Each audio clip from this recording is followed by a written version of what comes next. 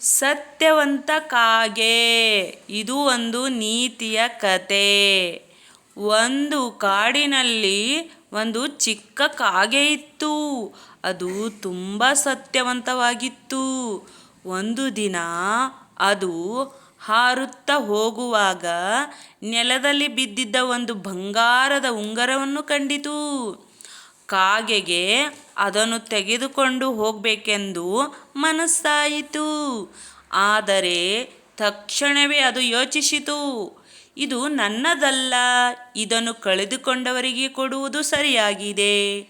ಆದ್ದರಿಂದ ಕಾಗೆ ಹತ್ತಿರದ ಊರಿಗೆ ಹಾರಿ ಹೋಗಿ ಉಂಗುರ ಕಳೆದುಕೊಂಡಿದ್ದ ಒಬ್ಬ ವ್ಯಕ್ತಿಗೆ ಕೊಟ್ಟಿತು. ಆ ವ್ಯಕ್ತಿ ತುಂಬ ಸಂತೋಷಗೊಂಡು ಕಾಗೆಗೆ ಧನ್ಯವಾದ ಹೇಳಿ ಸ್ವಲ್ಪ ಆಹಾರವನ್ನು ಕೊಟ್ಟನು.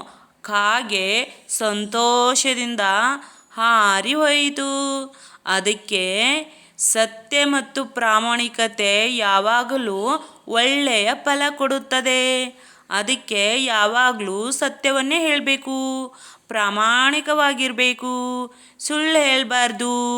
ಮತ್ತು ಇದನ್ನು ನಮ್ಮ ಜೀವನದಲ್ಲಿ ಅಳವಡಿಸ್ಕೊಂಡ್ರೆ ತುಂಬಾ ನಮ್ಮ ಲೈಫಲ್ಲಿ ಒಳ್ಳೆಯದಾಗುತ್ತೆ. ಓಕೆ.